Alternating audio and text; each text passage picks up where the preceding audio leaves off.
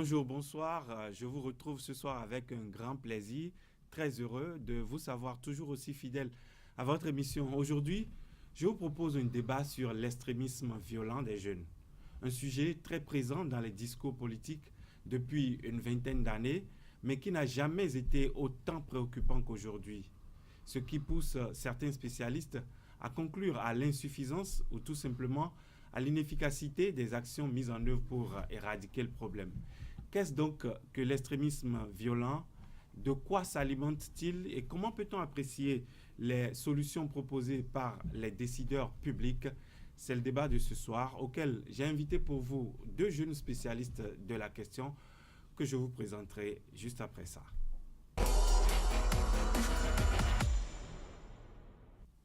Yannick Baglo, bonsoir. Bonsoir. Expert en gouvernance, vous êtes également spécialiste des questions de paix et de sécurité. Bonsoir et merci d'avoir accepté notre invitation. Merci à vous aussi. En face de vous, Harold Agbenossi, vous êtes chargé du programme Libre Ensemble à l'Organisation internationale de la francophonie pour l'Afrique de l'Ouest. Le programme Libre Ensemble, c'est quoi? Qu'est-ce que vous y faites? Quelle est sa mission? Bonsoir, monsieur le journaliste. Tout d'abord, merci, monsieur, pour votre invitation. Ce qu'il faut savoir, c'est qu'à travers le monde, il y a des représentations de l'Organisation internationale de la francophonie. La section Afrique de l'Ouest est située à Lomé. Et au sein de cette section, nous n'avons pas que le programme Libre Ensemble, nous avons également de nombreux programmes tels que le numérique. Nous avons des projets numériques, nous avons des projets d'entrepreneuriat des jeunes et des femmes. Nous avons des projets CLAC, c'est-à-dire comprenez par là les centres de lecture et d'animation culturelle dont étaient dotés certaines communes du Bénin, par exemple. Le programme Libre Ensemble, pour répondre vraiment à votre question, est un programme qui a 2 ans aujourd'hui, qui a été lancé le 10 mars 2016 par son Excellence Madame Michaël Jean, secrétaire générale de la francophonie, qui est un programme destiné aux jeunes, pour les jeunes et par les jeunes. Je m'explique, c'est un programme qui a été mis en place dans l'espace francophone pour les jeunes, parce qu'on s'était rendu compte qu'il y avait un certain repli sur soi. Il y avait un climat favorisé, il y avait des attentats qui sont survenus un peu partout dans le monde, pas seulement dans l'espace européen, mais un peu partout dans le monde. Et ce programme, en fait, leur permet de vraiment avoir des valeurs telles que le respect, la liberté, la solidarité, et ne les laisse pas en marche, en fait. C'est un programme qui leur permet de s'ouvrir au reste du monde, de s'intégrer aux autres jeunes de la planète, et particulièrement de la jeunesse francophone, je suppose. Effectivement. Alors vous, Yannick Baglo, vous êtes spécialiste donc des questions de paix et de sécurité. Qu'est-ce que vous faites concrètement en faveur donc de la jeunesse? Ok, merci beaucoup, monsieur Berbleto. En fait, effectivement, je suis spécialiste des questions de paix et de sécurité, mais j'ai aussi la chance de présider l'Observatoire africain pour le développement endogène, qui est un centre de recherche sur les thématiques de gouvernance et de développement durable en général. Alors, en ce qui concerne l'extrémisme violent, ça fait bientôt 5 années que nous faisons des recherches sur les sources et les foyers au niveau des pays africains d'extrémisme violent, potentiel d'extrémisme violent. Donc nous avons aujourd'hui mis en place, nous avons démarré cette année une mobilisation africaine, jeunesse, que nous avons appelé les ateliers jeunesse du vivre ensemble, afin d'informer les jeunes d'abord sur la thématique d'extrémisme violent, donc les systèmes de production de l'extrémisme violent, mais aussi sur les implications quant à la fragilisation des États africains. Et voilà qui nous amène donc au sujet autour duquel se déroule le débat de ce soir. Vous avez notamment parlé d'extrémisme violent. Nous en avons souvent entendu parler, en tout cas depuis les attentats du 11 septembre 2001. On parle de terrorisme, on parle d'extrémisme. Ces mots désignent-ils la même chose? Quel est quels sont les points de convergence entre eux ou quelles sont les différences qu'il peut y avoir entre ces deux mots-là, entre l'extrémisme violent et le terrorisme? En fait, déjà, on parle d'extrémisme violent quand un peuple ou une partie du peuple n'a plus peur de tout ce qui est représentatif du pouvoir public civil ou militaire. En fait, c'est une manière de traduire le ras-le-bol que quelqu'un a à l'endroit de tout ce qui devrait représenter certaines puissances. Alors, l'extrémisme violent, en fait, c'est ce qui conduit au terrorisme. Donc le terrorisme, ce n'est qu'une des manifestations C'est aggravé l'extrémisme de l'extrémisme violent. Nous avons eu pas mal d'exemples dans nos États. Nous avons eu, parce que la différence, en fait, surtout, c'est la latence de l'extrémisme violent. C'est pas systématique de remarquer quelqu'un qui commence à aller tout doucement vers l'indiscipline. Ce n'est pas inné. C'est un feu. J'ai pour habitude de comparer ça à un brasier qui se nourrit et qui s'entretient et qui est souvent difficile à éteindre. Très bien. Alors, Harold Agbenossi, est-ce que vous, au niveau du programme Libre Ensemble, en tout cas au niveau de la représentation de l'OIF en Afrique de l'Ouest, est-ce que vous avez identifié le problème du terrorisme ou d'extrémisme violent comme étant une des menaces qui planerait sur la jeunesse qui constitue votre principale cible? Ce n'est pas. Effectivement, c'est une problématique qui touche les jeunes. Et on essaye de répondre à cette problématique-là en leur offrant des opportunités, en leur offrant notamment des programmes tels que, pas seulement Libre Ensemble, il y a aussi un programme de volontariat de la francophonie. Parce que vous savez, quand les jeunes ne sont pas. Je reprends l'exemple de M. Baglo, quand les jeunes ne sont pas considérés, ça peut créer des foyers, ça peut créer de la frustration. Et les jeunes sont en droit de demander de l'emploi, par exemple. Ce sont des questions qui les concernent. Et ces jeunes-là veulent faire partie de la solution. Par exemple, notre secrétaire général emploie toujours le terme de francophonie des solutions. La jeunesse fait partie de la solution. C'est-à-dire que demain, c'est elle qui va prendre les rênes, qui va diriger. Donc, il faut faire très attention. Alors, nous parlons beaucoup de jeunes. Pour l'instant, on n'a pas encore parlé d'adultes ni d'enfants. Apparemment, ce sont des fléaux qui concernent principalement cette couche-là de la population. Qu'est-ce qui rend la jeunesse si vulnérable à ces frustrations, à ces formes d'extrémisme violent? En fait, effectivement, la jeunesse, enfin, nous, au niveau de l'Observatoire, nous avons identifié comme l'une des premières cibles la jeunesse, parce qu'aujourd'hui, la jeunesse, nous avons, au niveau de nos États africains, au niveau du continent africain en général, aujourd'hui, une explosion démographique. Ce qui fait que le nombre de jeunes est en train d'évoluer constamment. Et c'est cette tranche d'âge qui a de la vigueur, qui sera les adultes de demain. Mais cette tranche d'âge aujourd'hui qui accumule le plus de frustration. Par exemple, l'un des premiers points de frustration, comme disait M. Agbenossi tout à l'heure, c'est le problème de l'emploi. Mais le problème de l'emploi, quand on parle d'extrémisme violent, n'est pas géré de la même manière.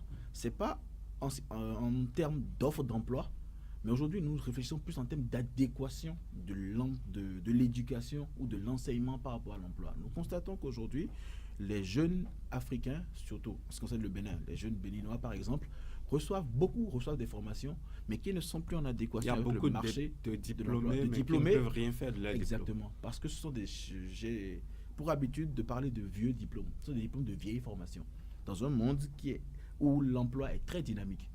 Donc aujourd'hui, il est important que, pour régler ce problème-là, que nos États pensent à quand même aujourd'hui mettre à jour ce qui concerne l'emploi. Donc c'est un exemple de ce qui fait, mais c'est quand même le plus crucial aujourd'hui. Nous y reviendrons aux sources donc de ces frustrations et donc au terreau sur lesquels se développerait cette forme d'expression de l'extrémisme. Mais parlons d'abord du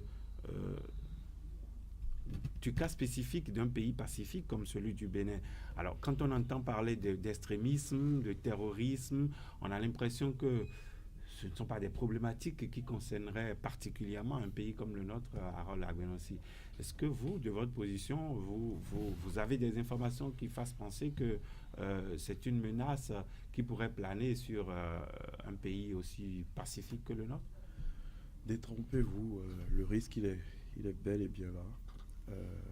C'est pas parce qu'on ne voit pas dans la rue, je dis peut-être une bêtise, des gens, une manifestation violente que le risque n'est pas là.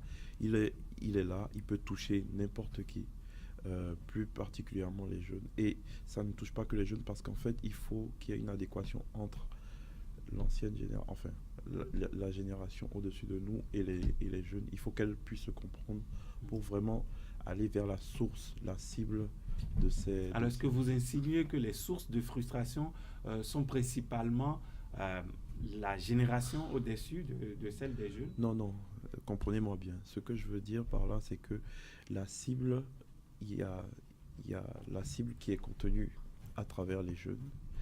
Et il y a aussi des cibles qui sont les gouvernants, qui doivent aussi mettre en place des politiques et comprendre les jeunes. C'est-à-dire, si elle ne parle pas le même langage que la jeunesse, elle ne pourra pas comprendre d'où est issu le problème. C'est comme vous prenez vous avez un problème. Si vous ne savez pas, vous n'avez pas identifié réellement le problème, vous ne pouvez pas lui apporter les solutions adéquates. Alors, Yannick Baglo, est-ce que le problème d'extrémisme violent concerne un pays comme le nôtre?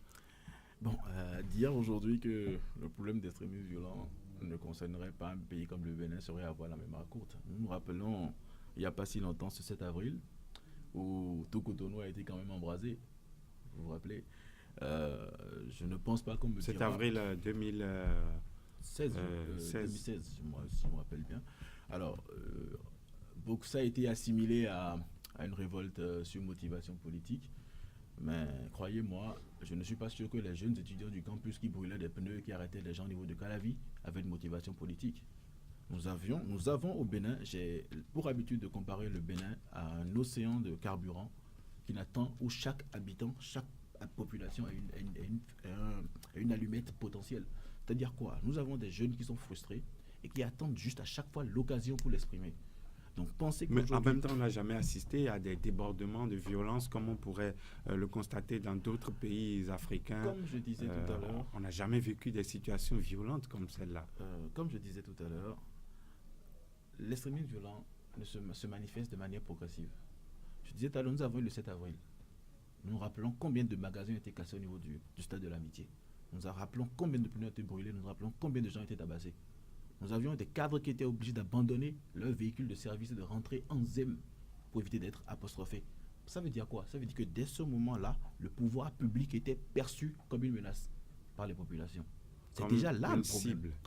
Oui, le pouvoir public était perçu comme une menace et devenait donc une cible pour les populations. Et c'est là le problème.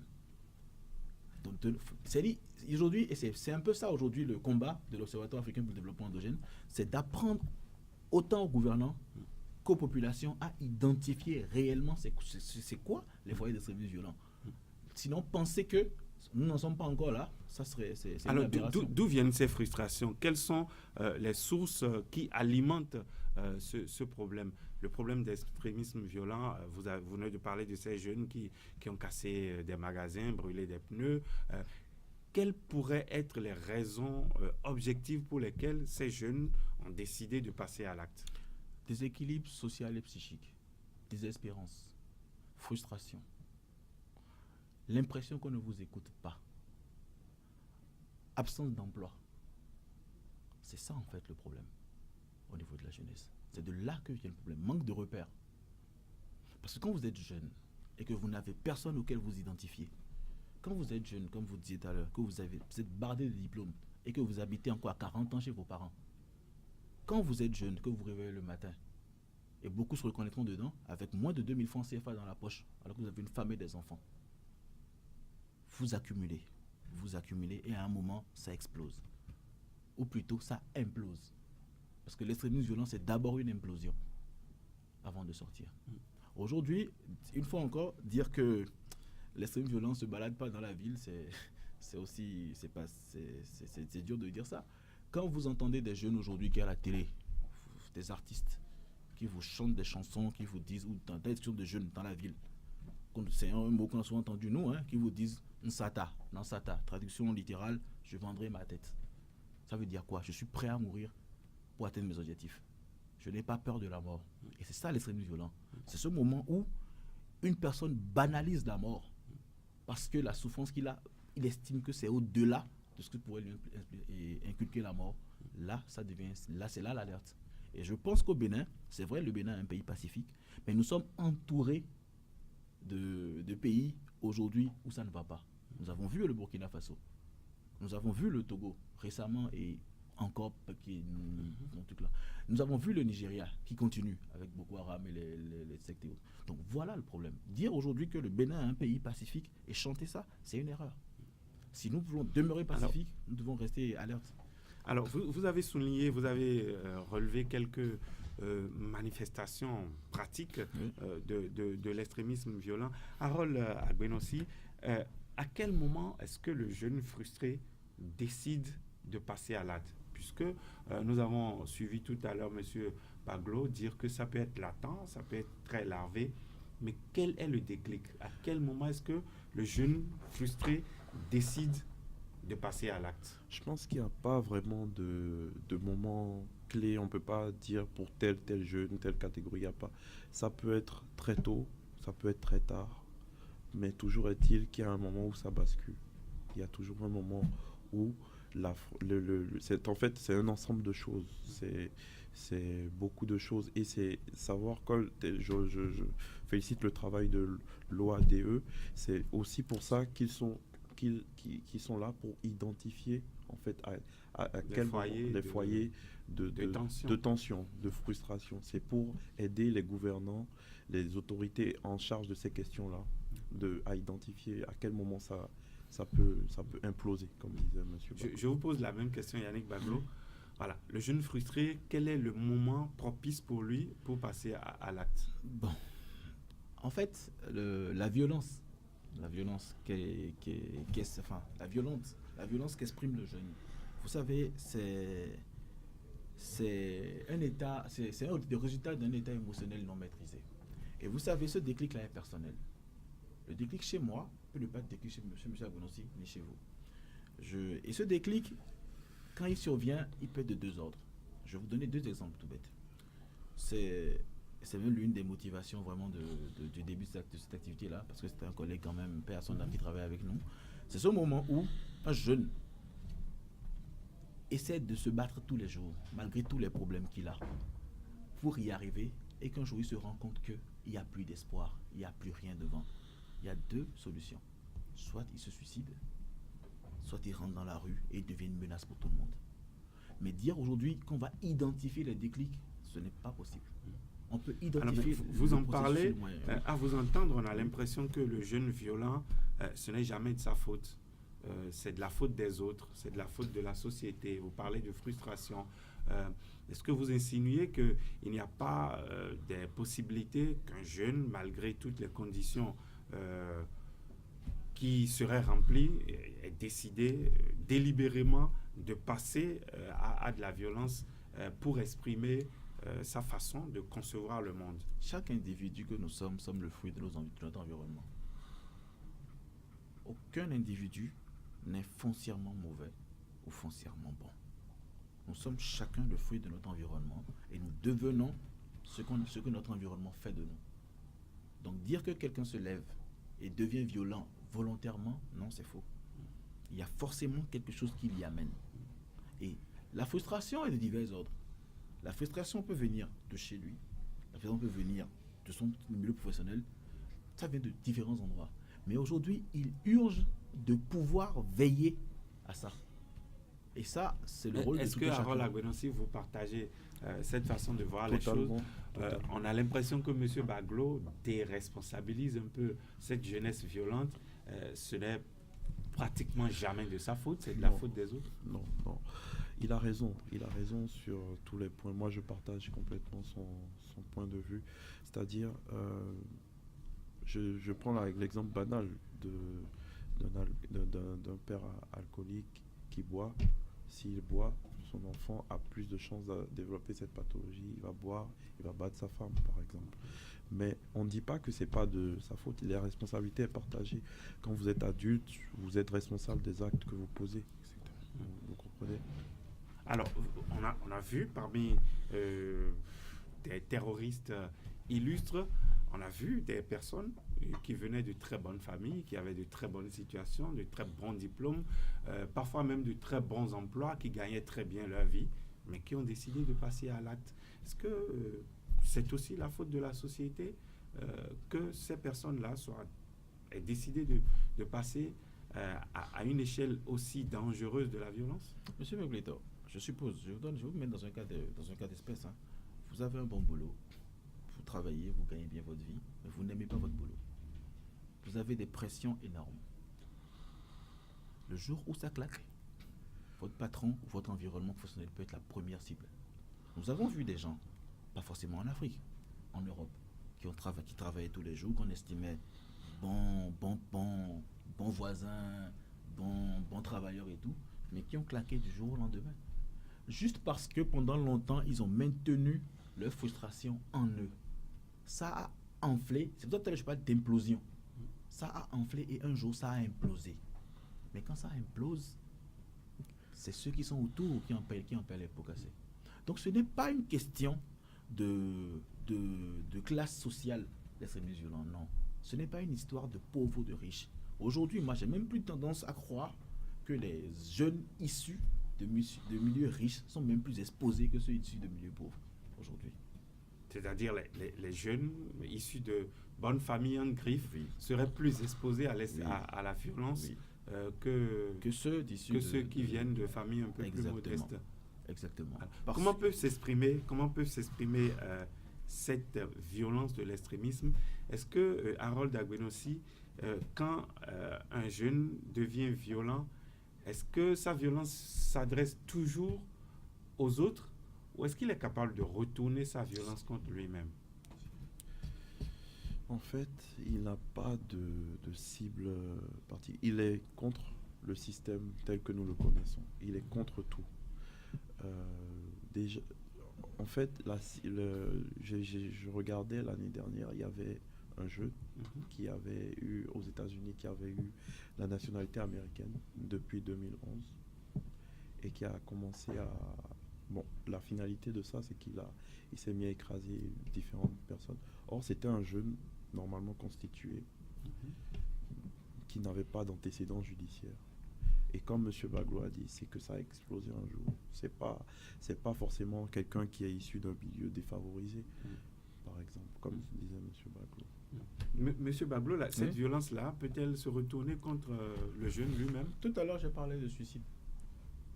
Ce moment où le jeune en a marre et qu'il pense qu'il ne peut plus rien faire, il se suicide. Donc le suicide peut être l'expression d'une forme d'extrémisme. Absolument. La violence n'est pas seulement tournée vers autrui, ça peut tourner vers soi-même. C'est ce moment où le jeune en a marre, mais le printemps arabe, oui. La Tunisie.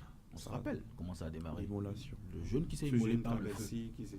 Parce qu'il a dit, il a étudié des diplômes, pas d'emploi. Il a dû se mettre à vendre au bord de la rue pour nourrir sa famille. On est venu saisir son étal. Il a essayé de récupérer au niveau du gouvernorat. On l'a chassé. Il s'est mis devant le gouvernorat, il s'est immolé par le feu. Et il a dit ceci. Pourquoi continuer de vivre si c'est pour vivre dans ces conditions qu'il préférait mourir?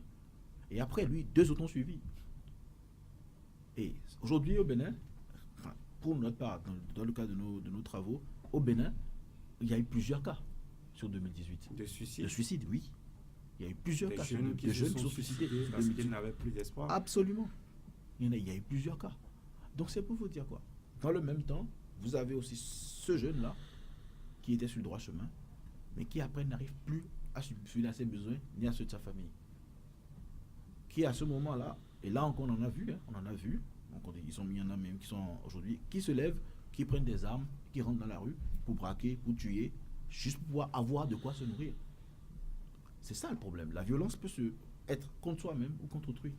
C'est ça, c'est là le...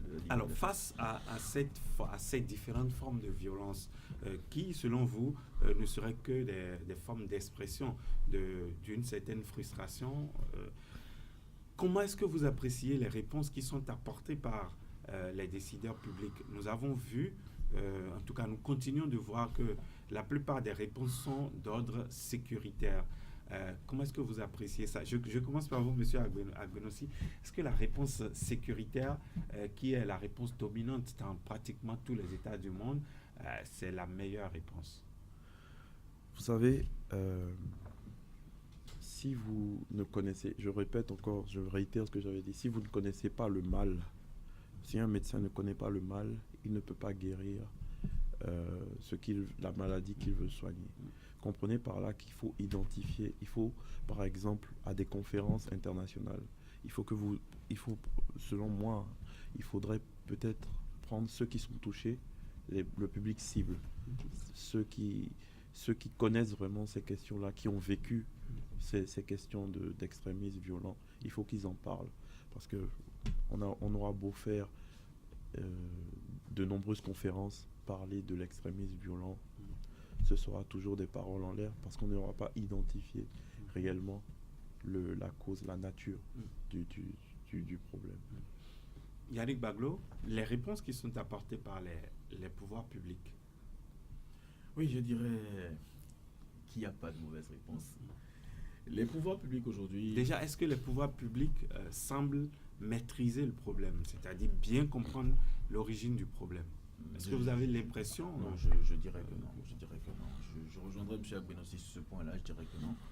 Mais, comme il disait tout à l'heure, effectivement, nos pouvoirs publics de nos pays africains ont tendance à réagir strictement par le canal sécuritaire, c'est-à-dire par les forces de défense et de sécurité. Mais parfois, on a de très bons résultats. Nous avons vu, par exemple, l'opération qui a consisté à traquer les escrocs, les arnaqueurs, qui seraient à l'origine de sacrifices humains. Depuis cette opération, on a senti une accalmie. On ne peut donc pas dire que cette réponse ne soit pas si pertinente que ça. C'est pour ça que tout à l'heure, je disais qu'il n'y a pas de mauvaise réponse. Mais c'est qu'il faut parfaire les réponses aujourd'hui. Comme disait M. Agbenossi, oui, il y a eu des actions. Comme je disais tout à l'heure, ça, c'est une action sécuritaire. Mais ce n'est pas que ça. La question de l'extrémisme violent, elle est transversale. Vous la retrouverez dans la question de l'environnement, vous la retrouverez dans la question des transhumances, vous la retrouverez dans l'enseignement, vous la retrouverez même dans la santé. Il faudrait qu'aujourd'hui, nos gouvernements puissent arriver à faire des analyses sécuritaires de chaque chose. Dans l'économie politique des territoires, on dit quoi? On dit que dans chaque territoire, il faut pouvoir évaluer, identifier les sources et les natures des risques sécuritaires. Aujourd'hui, il faudrait que nos gouvernements fassent ce travail préalable avant de prendre des décisions. C'est fondamental. Parce que... Vous insinuez que des décisions politiques peuvent alimenter l'extrémisme? Oui, absolument. Vous en connaissez quelques-unes? Oh, il y en a eu pas mal. J'ai pour habitude... Il y en a même une actuellement qui défraie la chronique. C'est le dossier de la taxation des frais d'Internet. Pour les utilisateurs des réseaux sociaux. Oui. Je ne sais pas personnellement où ça en est aujourd'hui, mais cette décision me fait un peu peur. Ça me fait un peu peur dans un contexte où nous savons que dans nos pays africains et même dans beaucoup d'autres pays, les réseaux sociaux sont considérés un peu comme des zones d'espérance. Des zones de distraction, certes, mais aussi des zones d'espérance. Monsieur Agbenossi, des défouloirs peut-être pour Monsieur Agbenossi ne me contredirait pas quand je vais dire par exemple que la plupart des volontaires francophones vont suivre l'évolution des messages sur les réseaux, sur Facebook, sur la page Facebook de l'OIF et pour plusieurs autres institutions. Combien de jeunes aujourd'hui peuvent suivre les alertes des offres d'emploi ou des offres d'opportunités des institutions si ce n'est pas sur les réseaux sociaux? Oui, mais en quoi est-ce que le fait de surtaxer l'utilisation des réseaux sociaux peut être source d'extrémisme, source de frustration? D'accord. Tout à l'heure, nous parlions et donc de violence. Tout à l'heure, nous parlions des capacités financières des jeunes. Nous sommes tous d'accord aujourd'hui qu'avec le problème de l'emploi, ajouté à la crise économique que traverse le monde entier aujourd'hui, les jeunes aujourd'hui n'ont pas grande couverture financière. Alors si aujourd'hui nous passons, je ne sais pas, je donne un exemple, un forfait de 1 giga de 500 francs à 5 000 francs CFA ou 6 000 francs CFA, combien de jeunes pourront le faire? Aujourd'hui, il y a plein de jeunes Avant, jusqu'à un passé récent, pour faire un site internet au Bénin, il fallait payer dans les 700 000, voire 1 million. Aujourd'hui, avec 50 000 francs, un jeune sans emploi peut s'enfermer chez lui, prendre 1 giga de connexion et te faire un site internet. Si ça passe à 6 000 francs, il fait comment? Il fait comment pour le faire? Aujourd'hui, nous avons des startups. Le Bénin, aujourd'hui, il faut dire que depuis, je ne dirais pas l'avènement du gouvernement en place, mais ces derniers temps, nous avons remarqué que le gouvernement fait des efforts de promotion de l'entrepreneuriat. Et nous assistons à la naissance de beaucoup de startups aujourd'hui. Mais ces startups-là ne disposent pas de moyens aujourd'hui pour pouvoir couvrir leur communication, leurs relations publiques. Aujourd'hui, beaucoup utilisent les réseaux sociaux. Nous avons vu beaucoup d'artistes qui ont démarré à partir de YouTube.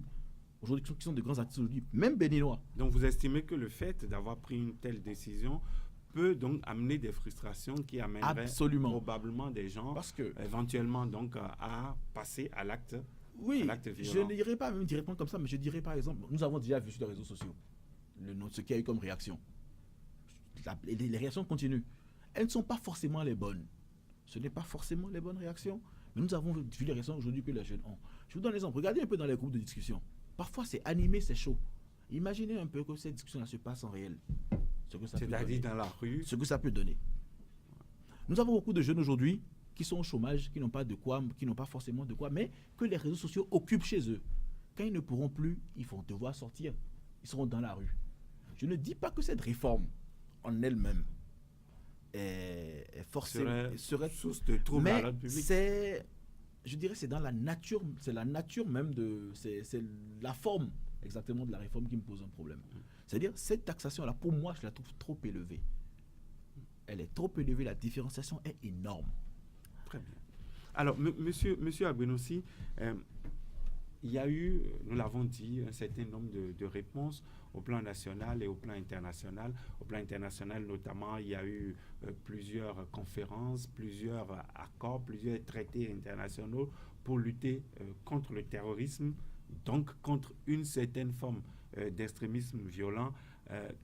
Si vous devez apprécier les résultats aujourd'hui, qu'est-ce que vous retiendrez de positif de toutes ces décisions-là qui avaient été prises et qui continuent d'ailleurs d'être prises?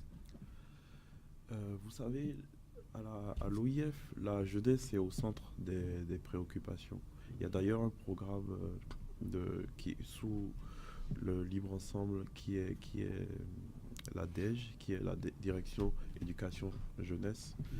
Je ne peux parler que de mon institution, mais concernant le bilan, il est un peu mitigé. Il est un peu mitigé parce que aujourd'hui, on a toujours des jeunes qui sont au chômage, mais il y a un brin d'espoir qui surgit parce qu'il y a des jeunes qui apportent des solutions, qui ont des solutions par rapport au sous-emploi. On a vu que l'entrepreneuriat des jeunes, l'entrepreneuriat social solidaire, l'économie sociale solidaire pouvaient être des réponses à ces jeunes-là, à la résilience. On a par exemple, il y a des jeunes béninois très talentueux qui ont émergé d'incubateurs tels que Ojala. Il y a d'autres applications. Sans faire de publicité à qui que ce non, soit. Non, d'accord. Mais j'ai pris cet exemple-là pour montrer qu'il y avait un peu d'espoir en fait. Et il y a des jeunes qui développent leurs propres emplois.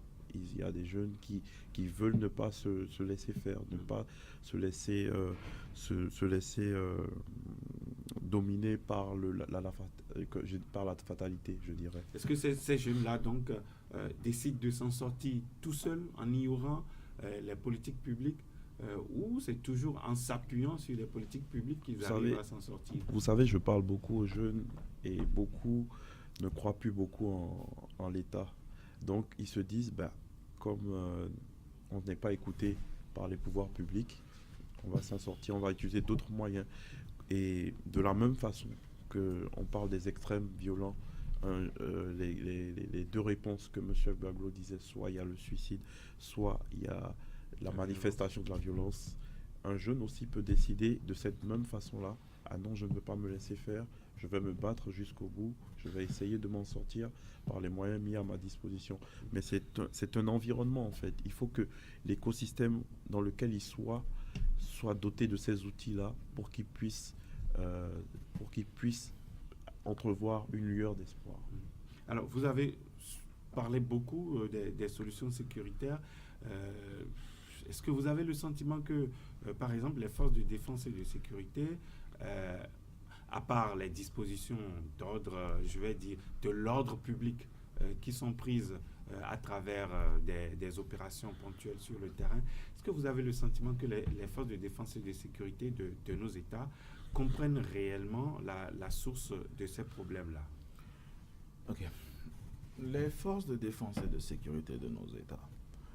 D'abord d'entrée, laissez-moi dire, je suis d'accord que nos forces de défense et de sécurité font un travail formidable, honnêtement. Il faut reconnaître qu'ils font du très bon boulot, jusque-là en tout cas. Mais aujourd'hui, ils doivent arrêter de s'enfermer dans la conception régalienne de leur travail et aller au-delà. Aujourd'hui, les forces de sécurité, de défense et de sécurité de nos États doivent aller vers la sensibilisation. On doit arrêter de les voir comme des agents de répression, mais plus comme des agents de participation. Parce qu'aujourd'hui, selon moi, la réussite aujourd'hui des forces de défense et de sécurité, quant à la prévention de l'extrémisme violent, doit partir de la coproduction de la sécurité. C'est-à-dire quoi? Qu'est-ce que vous mettez dans ça? La coproduction de la sécurité, c'est ce moment où chaque citoyen doit comprendre qu'il a une contribution à faire à la sécurité de son pays. C'est-à-dire quoi? C'est ce moment où chaque citoyen béninois, pour le cas du Bénin, devient un agent de renseignement civil et un soldat de réserve. Parce que les forces de défense et de sécurité ne peuvent jamais tout maîtriser sur le territoire. Ce n'est pas possible. Ils ont besoin des populations. Mais tant que les populations les percevront comme des ennemis, tant qu'ils les percevront comme des gens qui viennent systématiquement réprimer, ça ne parlera pas. Bien au contraire, ils seront plus tentés de pactiser avec l'ennemi, même quand leur propre sécurité est en jeu, que d'aller avec le... Mais en quoi est-ce que cette approche-là règle les sources des frustrations? Par exemple, vous avez parlé du problème de l'inadéquation de la formation au marché de l'emploi. Vous avez souligné un certain nombre de problèmes. Est-ce qu'il suffit qu'un policier ou un chef de police descende au sein d'une communauté, devienne l'ami d'un groupe de personnes pour que ces problèmes-là s'effacent d'un claquement de doigts? Tout à l'heure, je parlais de l'aspect transversal de l'extrémisme violent. Là, nous étions sur le plan sécuritaire. Quand si nous allons parler du plan emploi, nous irons sur le plan emploi. Là, j'ai parlé d'adéquation. Là, par exemple, il faudrait que nos États revoient réellement les politiques d'éducation de nos pays, qui revoient qu'est-ce qui est aujourd'hui à l'ordre du jour sur le marché mondial de l'emploi et qu'on puisse former les jeunes dans ce sens-là. Au-delà de ça, aujourd'hui, vous avez des jeunes en master qui ne sont pas capables de rédiger des thèmes de référence de projet. Ce n'est pas possible. Vous avez des jeunes aujourd'hui d'un système éducatif où on sait que pour avoir un premier emploi, parfois on demande 2-3 ans d'expérience. Mais un jeune qui a fini, qui a étudié non-stop, comme nous aimons si bien le faire au Bénin, et qui a un master, et qui a 0 expérience, parce qu'il a dû faire 2 ou 3 stages de 3 mois, il peut postuler pour quel emploi? Il ne peut pas. Aujourd'hui, Dieu merci, et là, il faut féliciter notre gouvernement avec le programme de volontariat qui a été mis en place, mais ça ne suffit pas. Ça ne peut pas tout faire. Et c'est là où tout à l'heure M. Agbenossi soulevait le fait que beaucoup de jeunes aujourd'hui développent l'auto-emploi à travers Internet, à travers les réseaux. Ils se prennent en charge. Ils se prennent en charge eux-mêmes et ça vient aujourd'hui renforcer ce travail de l'État là. C'est pour ça que je disais tout à l'heure que la réforme qui était prévue risque d'être un gros problème. Nous avons assisté ces derniers mois à une explosion par exemple de la livraison de la restauration rapide. Ou de la restauration, truc là. Avant, c'était pas comme ça. Aujourd'hui, il suffit de prendre ton téléphone et d'envoyer un message WhatsApp ou d'appeler un numéro et on te livre chez toi de la bouffe. Ce n'est pas forcément ce n'est pas toujours, c'est vrai, des entreprises bien installées et tout, mais c'est des startups, c'est des jeunes qui sont chez eux, qui n'ont pas d'emploi peut-être depuis 3, 4, 5 ans, mais qui font quelque chose. Et aujourd'hui, en attendant qu'on ait la solution, nous devons plutôt accompagner ça et non le décourager. Donc oui, il y a, comment dire, la théorie des extrémismes violents, elle est transversale. J'ai parlé d'environnement. Aujourd'hui, nous parlons, tout le monde, nous ne sommes pas aujourd'hui, nous ne sommes pas censés ignorer la thématique vieille, des changements climatiques. Changement climatique, ça impacte systématiquement la transhumance. Changement de couloir de transhumance. Conflit entre agriculteurs, circulation d'armes légères, ainsi de suite. Donc voilà, il y a plus les extrémismes violents. Comme je disais tout à l'heure, elle est transversale. Et il faut pouvoir aujourd'hui que chacun, dans son secteur, puisse se concentrer sur la question. Et au-delà, Je ne pense pas qu'aujourd'hui, la gestion de la thématique d'extrémisme violent doive se faire au niveau d'État. C'est une question qui doit être régionale. Alors justement, l'OIF est à cette échelle-là, puisque vous ne vous adressez pas, seulement aux jeunes d'un seul pays, mais vous êtes sur toute l'Afrique de l'Ouest, donc au moins 9 à 10 États qui partagent le français en commun. Qu'est-ce que vos actions permettent de changer au niveau des politiques publiques et au niveau donc de l'intégration de toutes les actions qui sont faites pour essayer de régler ce problème-là, c'est-à-dire réduire au maximum les sources de frustration et donc de terreau de l'extrémisme? D'abord, je voulais rappeler que, merci pour la question, je voulais rappeler que nous sommes au bureau régional, nous sommes en charge de 12 pays d'Afrique de l'Ouest, en Afrique de l'Ouest, mais il y a d'autres pays, on a aussi un bureau régional situé en Afrique centrale. On a aussi une représentation à Addis Abeba. Et pour répondre vraiment à votre question, c'est que très récemment, on a développé en fait un réseau qui va être constitué de plusieurs pays qui vont partager en commun leurs informations concernant par exemple des informations de sécurité avec des organismes tels que l'OADE, celui que coordonne M. Baglo, d'autres institutions emploient aux questions de sécurité. Donc l'OIF va développer ce réseau-là. Et peut-être, comme il le disait, ce n'est pas seulement aux forces de sécurité d'assurer la sécurité. Parce que si vous leur demandez, par exemple, quelle est la différence entre une information et un renseignement, j'en parlais en off avec M. Yannick, ils ne sauront pas quoi dire. C'est par exemple le citoyen, il doit informer les forces de l'ordre et dire « Ah, il y a tel monsieur que j'ai vu qui est suspect, il peut donner cette information-là, tout simplement. » C'est aussi dans ce sens-là que ce réseau-là va se constituer. Donc c'est un peu comme ça que vous arrivez à impacter les politiques publiques en matière de prévention. L'OIF ne peut faire qu'un plaidoyer, ne peut vraiment que faire un plaidoyer. On ne va pas se substituer à l'État dans ses fonctions régaliennes.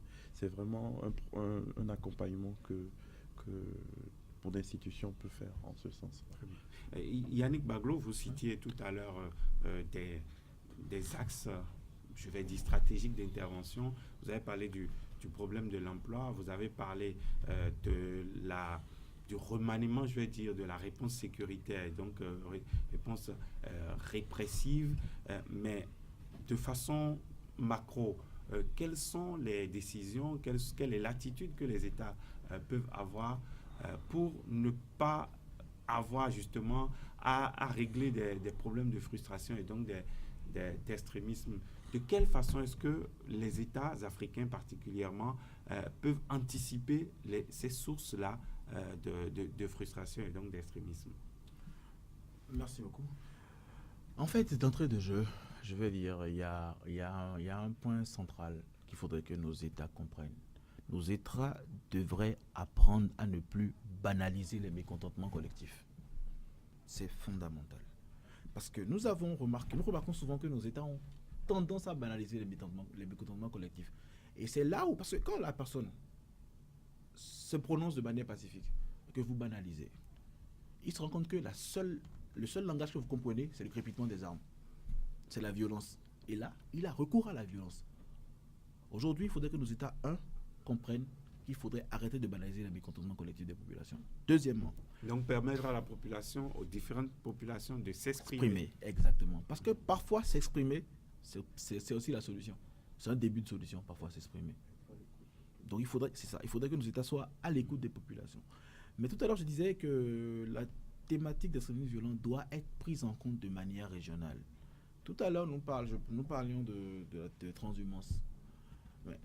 L'éleveur, nous savons que le peuple Peul part du Fouta Djallon pour aller jusqu'à la lisière de l'Afrique du Sud. Vous voyez toute la zone qui est prise en compte. Les frustrations, par exemple, aujourd'hui, des Peuls, si ça doit rejaillir, ça rejaillira sur toute cette ligne-là. Donc ça impactera tout le tout continent. le continent. L'autre chose, c'est quoi? C'est vraiment l'engagement que nous avons pour aujourd'hui au niveau de l'Observatoire, comme je disais au début, à travers les ateliers jeunesse, c'est que autant les jeunes, autant les gouvernements, autant les organisations de la société civile, autant les forces de sécurité doivent savoir au premier coup d'œil, c'est quoi la source de l'extrémisme violent. Doivent savoir quand je viens sur un territoire, et que je suis gouvernant, ou je suis grâce au renseignement, je dois pouvoir savoir, ah tiens, sur ce territoire-là, il y a telle source de risque sécuritaire. La source, c'est un. Mais aussi, c'est quoi la nature du risque et quelles solutions on peut y apporter. Je me dis, aujourd'hui, il faudrait remanier, pour emprunter le mot, le renseignement dans nos États africains. Nous avons le Togo qui fait un très bon travail dans ce cadre-là. Le Bénin aussi, mais il faut aller au-delà. Le renseignement aujourd'hui doit aller au-delà du vase clos. Il doit vraiment c'est-à-dire le renseignement au service de la seule sécurité du président de la République. Ça doit aller au-delà. Institutions. Le renseignement n'est pas au service des institutions de la République, c'est le renseignement au service de la République elle-même en entier. Et ce renseignement-là ne peut pas être fait strictement par des gens en vase clos. Ce n'est pas possible. C'est pour ça que tout à l'heure je parlais d'agents de renseignement civil et de coproduction de la sécurité. On doit aller vers ça aujourd'hui. Mais avant, il faut vraiment que, en termes de discussion, en termes d'information, que les gens puissent savoir où sont les foyers, quels sont les systèmes même de production de l'extrémisme violent. Parce qu'on a l'impression que les gens ne le connaissent pas toujours. Et on évolue avec. Beaucoup de choses sont banalisées. Beaucoup de remarques sont banalisées. C'est ce moment où, je sais pas moi, des policiers poursuivent un véhicule qui s'échappe, les policiers ont des problèmes et les populations rient. On ne comprend pas, en fait, où sont les problèmes. Mais les populations ne comprennent pas. Les gouvernements aussi ne prennent pas la pleine mesure. Je ne dirais pas que les gouvernements ne comprennent pas. Ils savent ce que c'est, mais ils n'en prennent pas forcément la pleine mesure. Et comme disait M. Agüero tout à l'heure, il faudrait que les gens comprennent réellement ce qui se passe. Parce que, aussi, je dirais aussi, c'est pas forcément... Il y a aussi un gros problème, c'est la fracture qu'il y a entre les gouvernants et les populations. Tout à l'heure, il y a une sorte de fossé entre il y a un gros fossé. Les dirigeants et les gouvernés. Tout à l'heure, vous parliez du fait que les jeunes perçoivent forcément le gouvernement, la structure publique comme un ennemi. Non, je dirais plutôt qu'aujourd'hui, les jeunes ont le sentiment de vivre dans des milieux marginalisés et décadents où leurs priorités ne sont pas prises en compte. Mais en même temps, le problème qui se pose, c'est quoi? Les gouvernements aussi pensent que la discussion, la négociation sont des processus d'anéantissement de l'autorité. De leur autorité. Et du coup, chacun... On a souvent entendu l'expression de la restauration de l'autorité de l'État, qu'il faut que les gens soient disciplinés, il faudrait que nos gouvernements comprennent que leur autorité n'est pas anéantie. L'autorité est là, elle existe. Mais le problème, c'est quoi? Quelle que soit votre autorité, dès lors que l'individu n'a plus peur de la puissance que vous représentez, quelle que soit votre autorité, elle sera banalisée. Ils iront au-delà de ça. Alors, vous allez quand même nous rassurer parce qu'on a entendu un discours, en tout cas des arguments très alarmistes. Est-ce que le Bénin, par exemple, peut basculer dans la violence? Est-ce qu'il y a des risques que le Bénin bascule dans la violence avec ce que vous observez au niveau de votre observatoire? Est-ce qu'il y a des raisons de s'inquiéter? Tout État peut basculer dans la violence, comme je disais tout à l'heure. Nous avons eu des signes que je vous ai cités au long de cette émission. Nous avons déjà eu des signes. Nous avons déjà eu, comme je disais tout à l'heure, le 7 avril, nous avons déjà eu des manifestations. Et ce n'est pas des manifestations. Pendant combien de temps nous n'avions jamais vu? Moi, je peux vous dire que moi, pour ma part, pendant très longtemps, moi, je n'avais jamais vu de manifestation de cette envergure-là. Et ce jour-là, je peux vous dire, moi, j'ai prié Dieu qu'il n'y ait pas un individu qui tombe. Moi, j'ai eu la chance ou la malchance de le vivre, ces révoltes-là, en Égypte. Je sais on a vu comment ça évolue. Nous avons vu ça en Côte d'Ivoire. On a vu comment ça évolue. Nous avons vu ça en Libye. On a vu comment ça évolue. Nous avons vu ça en Tunisie. Donc ça vous dit quoi? Ça n'arrive pas qu'aux autres. La seule manière d'éviter ça, c'est de faire très attention à la source de la chose. Et vous n'êtes pas sans entendre tout ce qui se dit sur les réseaux sociaux, dans les rues, et ainsi de suite. Vous n'êtes pas sans savoir le mécontentement des uns et des autres. Est-ce que nous voulons aujourd'hui, même au niveau de l'Observatoire, à travers nos ateliers, nous tenons... En très peu de temps, il nous en Oui. reste très peu, il nous reste à peine 1 minute. Merci pour beaucoup. conclure cette émission. Nous tenons aussi à attirer l'attention de nos gouvernants quant à l'échec de beaucoup de leurs réformes. Parfois les réformes n'échouent pas parce qu'elles ne sont pas bonnes. Les réformes échouent juste parce que les populations perçoivent les initiateurs de réformes comme des ennemis et par conséquent ne cherchent même pas à comprendre la le fond des pertinence réformes. de ces réformes-là. Nous avons vu, voilà. au-delà nous avons vu nos États, nous avons remarqué que depuis longtemps, lors des élections, beaucoup d'Africains vont voter par revanche pour éliminer quelqu'un, mais pas parce qu'un programme était bon, pas parce que celui qui est en face est mieux, mais juste pour montrer leur frustration. Et ça sera comme ça. Mais tant que c'est comme ça, la démocratie va chaque fois en prendre un coup. Alors, est-ce que, justement, puisqu'il parle de démocratie, est-ce que Harold Agbenossi, vous seriez tendance à affirmer qu'avec plus de démocratie, on règle les problèmes d'extrémisme violent? Vous savez, Winston Churchill, un grand homme politique anglais, disait la démocratie est le moins pire des systèmes. Il n'est pas parfait, mais il a ses défauts, il a ses inconvénients, mais il essaye de contenir un peu, un tant soit peu, ces frustrations-là. Et c'est là-dessus que nous allons conclure cette émission. Je rappelle que j'étais avec Harold Agbenossi, qui est le chargé du programme Libre Ensemble de l'OIF pour l'Afrique de l'Ouest. En face de vous, Monsieur Agbenossi, il y avait Yannick Baglo, expert en gouvernance et spécialiste des questions de paix et de sécurité. Merci, cher monsieur, d'avoir accepté de partager vos réflexions avec nous et avec nos téléspectateurs, que je remercie pour leur fidélité. De façon exceptionnelle, cette émission passe donc le dimanche à 13h30, mais également à 20h. Et la deuxième rediffusion, c'est pour mardi prochain à 11h15. Pendant ce temps, vous pourriez toujours partager vos avis et commentaires avec nous sur la page Facebook de l'émission Vue d'ensemble sur TVC Bénin. Merci donc de nous avoir reçus chez vous et à très bientôt.